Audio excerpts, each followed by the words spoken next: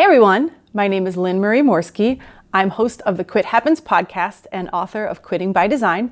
And I used to be in social media, and I would love to pass along what I have learned so that you can help your own side hustle or business or passion project grow. Now, I want to give you the caveat that when I started social media, I knew nothing. And so I learned as much as I could, and we mostly focused on Facebook. So that's all I'm going to cover today. And it's not extremely in depth. These are just some quick and dirty tips for you to get much more out of your efforts on Facebook than you might have been getting before.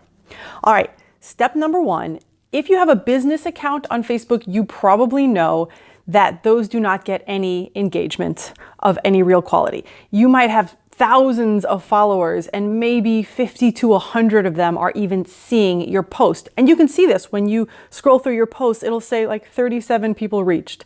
And you'll notice you have really low engagement, even with some things that you think might be really impactful. So Facebook is trying to get you to boost the ads, as it's probably telling you every 5 minutes, and get you to pay for them. So yes, you can do that. And there are plenty of ways to go about that. That's a different talk altogether. But if you happen to have a personal Facebook page that does not in any way conflict, I would advise posting from there if at all possible. Now, when I post Quit Happens episodes, I will post them from my personal page and my business page. They get 20 times the engagement on my personal page. Now, the mistake I see a lot of people doing that I want to bring up as the number one mistake I see on Facebook is people are sharing their business page posts. Now, Facebook loves new and exciting things. It does not love shares at all. Shares are essentially, in its mind, lazy, old content people are just repurposing without a lot of thought, right? Facebook wants you to make Facebook exciting and fun for everybody, and they don't want your feed to be just the same post shared over and over. So it punishes shares. It does not show them to many people. So what I see a lot of people making the mistake of is they will post from their business page, which gets very little engagement, and then they will share it from their personal page, which also gets very little engagement. That's a great way to get very little engagement overall. If you are going to insist on sharing, which again, I will say 45 times in this, do not do, but if you are going to insist on sharing, put it on your personal page first, where it will get engagement, and then share it to your business page, where it's not going to get an engagement whether it's a share or not, because the algorithm doesn't like your business page because you're not paying for it. That's all there is to it. So I'm going to say one more time, the best thing to do is not share at all. I have a business page, I have a personal page. Even if I'm putting up the same post, I will put it on one page, then I will make the exact same post on another page, but I will not share it. If it is a graphic, I will put the graphic as if a new post is happening on each page. I can copy and paste the text. You don't have to necessarily do a ton of extra work. You can make the exact same, even though Facebook is happier if you change some of the words. Again, they don't like a lot of the same thing over and over, so change the text a little bit. And if you have friends who are following you and your business, it's more exciting for them to see something slightly different anyway. So those are the two probably biggest mistakes I see and the easiest fixes. Just take the same content, post it organically from your personal page and from your business page. Do not share. All right, next thing is to avoid putting a link in a post that's a picture. So say I want to put a picture of one of my podcast guests up and I want to put a description at the top. Do not then put the link to the podcast in the description up at the top. This will get totally penalized and not seen by many people at all because of the whole fake news thing, right? The way that you can make fake news is like show a picture of, person A hitting person B, and then you link in the article, and the article can be person B was hitting person A. You can totally make fake news by doing this. And so Facebook doesn't let you do it very often. Or if you do it, it shows it to almost nobody. So the way to get around this, if you want to share a link, but you don't necessarily like the graphic that the link has with it, because you can't just share a link. It doesn't love those as much as graphics and videos all the time, but you can do that. But say you go to share a link and you're like, oh, the image that pops up when I try to share it is weird. I want to share this other image. Best thing to do, post the image, put your text up at the top, and then maybe at the bottom, put see below for the link, and then put the link in the first comment. Best way to go about that. Again, you can post links, but if you don't want to, and again, you're going to get more engagement if it's not a link. It doesn't love links. But if you're going to go ahead and post something that requires a link, then please put it in a comment. Okay, getting back to this algorithm that doesn't love shares, doesn't necessarily love links, is pretty good with photos. It really, really, really loves video. And if video is good, live video is better. So Facebook Live gets the most engagement generally out of anything that you could put on Facebook. And I'll do a whole separate one of these on Facebook Lives because they're a whole different beast. But just know that if you're going to put your time and energy into something and you're okay with doing a Facebook Live, that's probably going to get you the most bang for the buck. And if there's something else you can share in video versus photo format, go toward video if you have the option. Okay, another thing that the algorithm likes is engagement. So, and you know how this works because you'll see the same picture over and over on your feed because a ton of people are liking it or commenting on it, right?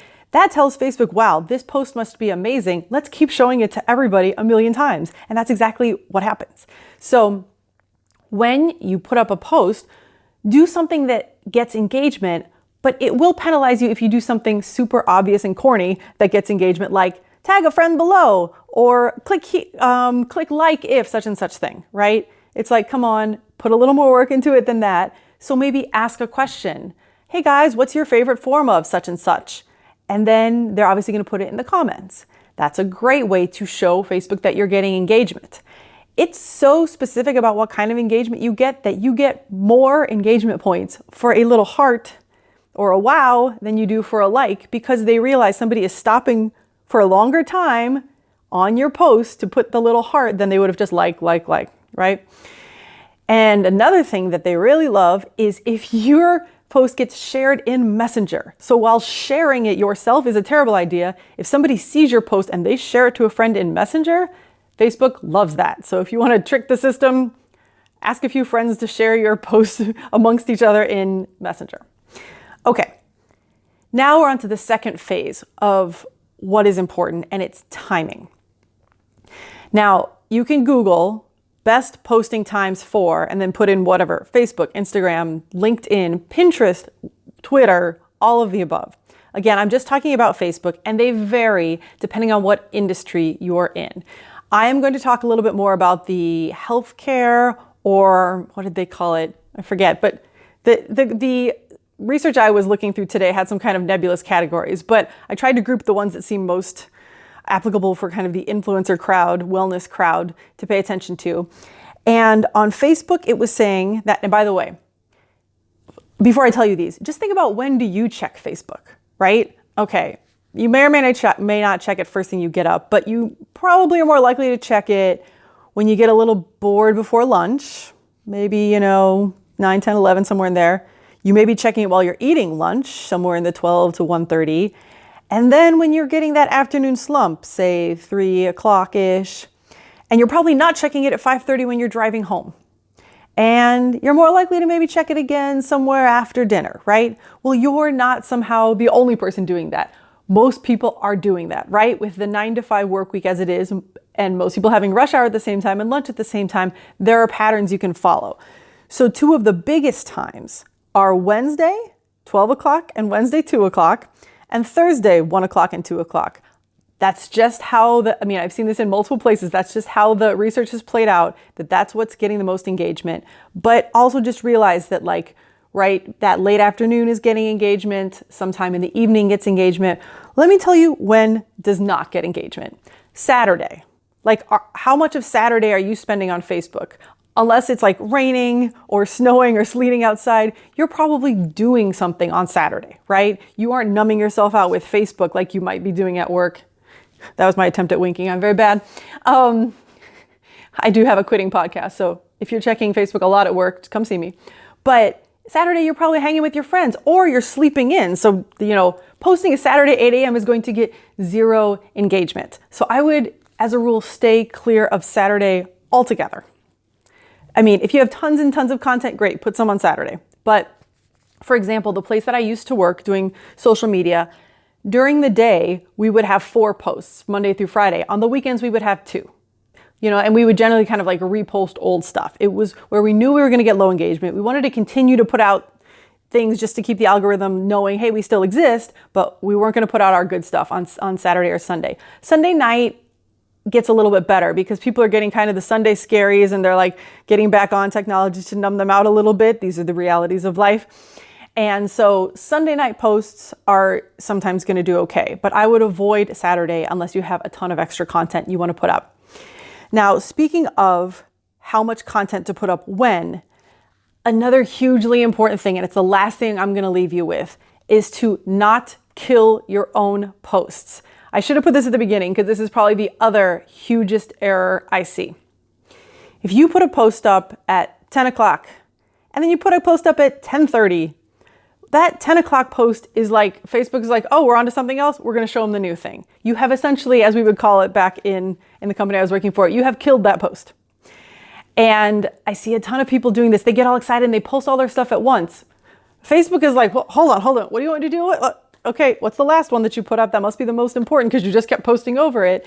You know, you don't get unlimited shares on Facebook. Facebook gives you some shares per day and it's going to pick what it wants to pick, and it's probably going to pick the last thing you put up. And we'd found this time after time that if you posted right over something else, it would kill the engagement on that first thing. So please leave like a half day between if you can.